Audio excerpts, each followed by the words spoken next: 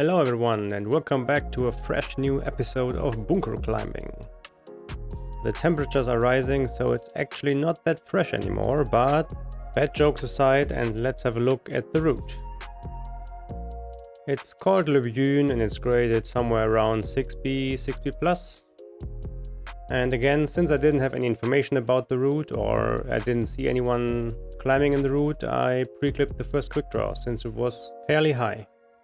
So this route is one of the few routes which have holes glued onto the wall, whereas most of the other routes actually don't have this feature, and it makes it quite different to climb since you can see the hold and you can already assume how good or bad the hold is. The beginning of the route until the first quick draw actually wasn't that hard, but between the first and the second quick draw there was this kind of long move, and I didn't know at the beginning how to tackle this, but at some point I went to my secret weapon, which is getting my feet up real high and making a long dynamic move. And since I saw that the hold I was going to looked quite good, I went for this dynamic move and it worked out quite fine. So the next few holds were relatively good as well, and I could climb through this section without much trouble.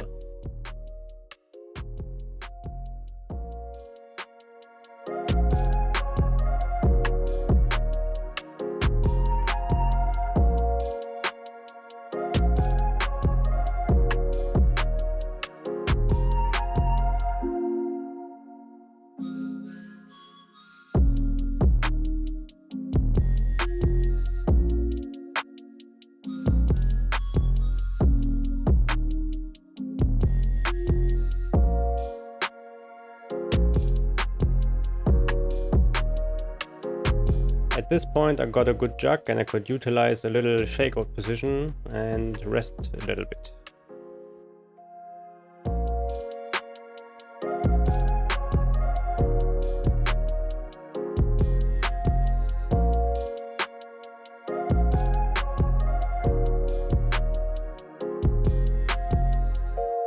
I was feeling quite confident and the route didn't feel so hard until now, and I felt I was flowing up the route. But from this point on, I was really confused and I didn't know what to do anymore, and I ran into some troubles.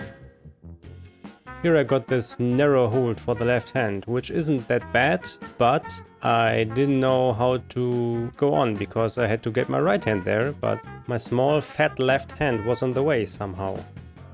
So I tried to swap hands, which didn't work out since the hold was quite narrow.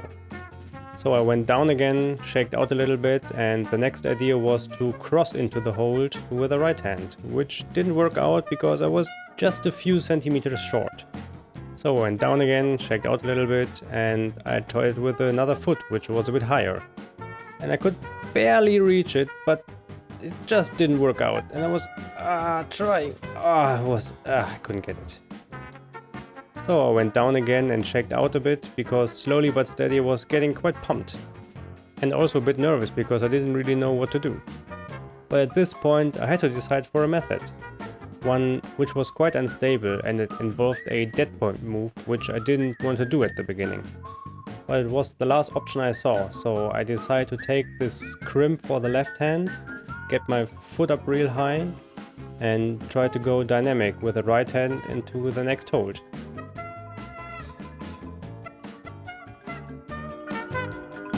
And luckily it worked out. But as it is often the case with these dynamic moves, you try to avoid them, especially on an onside, because it's easy to miss the hold you're going for, especially when you're a bit shaky or nervous. The next hand holds for the left and right were quite small and slopey, and I had to get my left foot up real high, and I could have slipped off easily while getting my foot up and sticking my bum out. But it worked out fine and I got to the last hold, which is quite okay, and from there on I could clip the anchor. And although I had a hard time in the middle of the route, I really enjoyed this one and it's quite nice. I can definitely recommend it. And before I forget, a big shout out and thanks to Ben, who supplied me with this really cool and awesome drone footage. That's it, and I hope you enjoyed this one. Bye bye!